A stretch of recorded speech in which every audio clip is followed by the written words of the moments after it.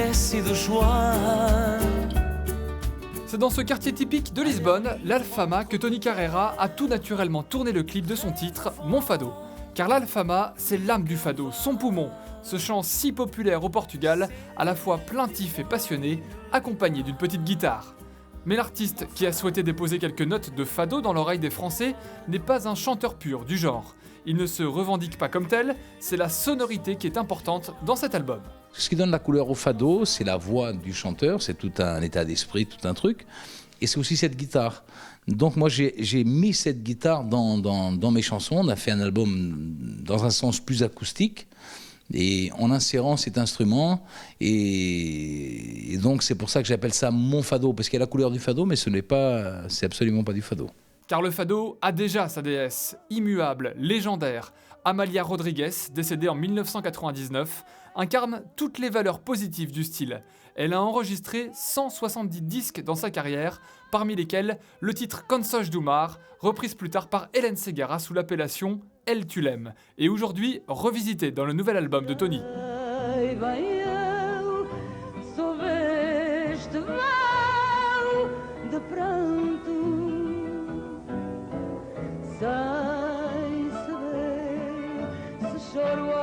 Amália, qu'on aime ou qu'on n'aime pas le fado, Amália c'est au-dessus du fado, c'est au-dessus de tout. Amália c'est pour les gens qui ne la connaissent pas en France, c'est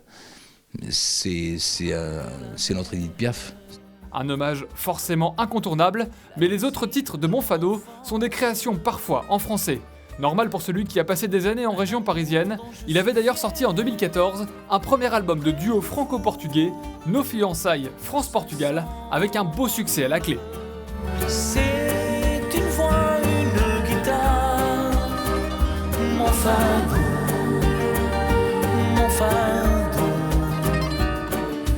Une danse en rouge et noir, mon fado, mon fado. C'est surtout une belle histoire, parce que moi j'ai commencé, les gens au Portugal connaissent mon parcours, ici un peu moins. Moi j'ai commencé à faire de la musique en France, même en chantant en portugais, j'ai commencé à faire de la musique en France. Donc pour moi c'est une belle histoire aussi de revenir un peu à la source, et ce coup-ci que ce soit assez visible, que les gens sachent que j'existe. Mon Fado est donc une opportunité de s'acclimater au Lisbonne authentique, avec la voix de Tony et plus, si affinité.